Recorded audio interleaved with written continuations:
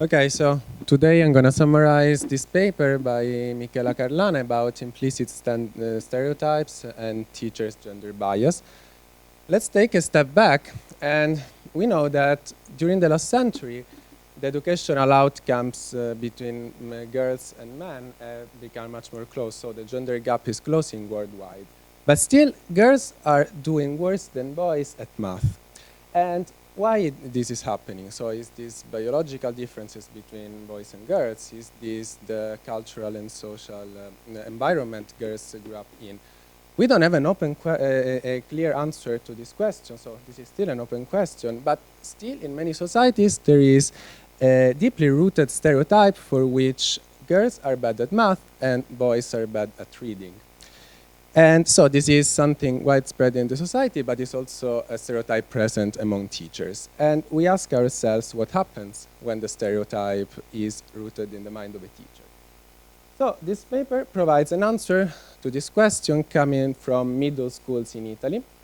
And so Carlana is able to to evaluate what is the gender bias or the gender stereotype of math teachers in schools and tests how this relates to educational outcomes. So the first interesting result is that even if there is a huge variation in how strong the stereotype is, the majority of teachers associate math to boys and reading to girls. So majority of teachers is convinced that girls are bad at math.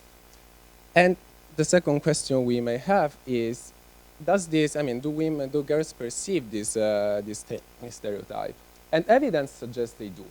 For example, the girls that have they have a biased teacher, they tend to develop less self-confidence in their abilities in math, regardless of their general skill level overall. It may be actually due to the effect of teachers. What is actually worse is the fact that the biased teachers influence also the school performance of girls in math. So when girls have a math teacher who is biased, who associates men to math, they tend to perform worse than in standardized tests in math. And eventually, the bias of teachers is also able to affect the choices that girls make about their future. For example, we see that the girls at the end of middle school have to choose their high school track. It's an important choice, and they tend to be less ambitious. They tend to choose less demanding high school tracks. They select more in vocational tracks compared to academic ones. And this can be associated to the stereotype of their math teacher.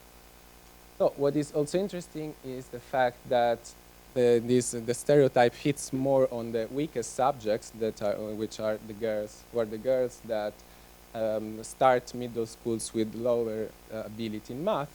And also the point is that the stereotype is providing negative effects on girls, but is not helping the other part of the crowd, because boys are not actually performing better when they have a teacher who thinks they should be better at math.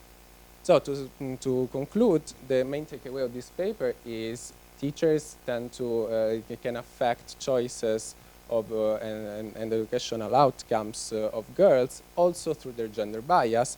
And since we know that performance in math tests is associated to success in the labor market, we should care about this. We should make it clear, and we should try to correct it, for example, informing teachers about their bias, as we have evidence that informing teachers about their implicit bias may make them reduce it.